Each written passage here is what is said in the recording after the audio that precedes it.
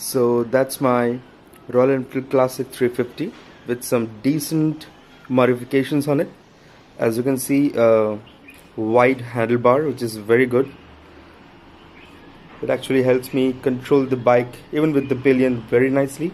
Yeah, that's a custom seat which is also very much comfortable. That's a U-shaped. It actually helps reduce the back force. These are very comfortable.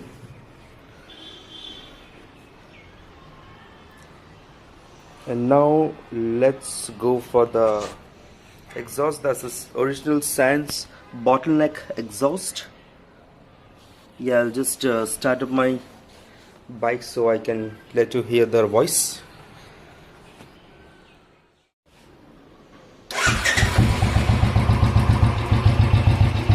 It's a decent hum, bassy, not loud.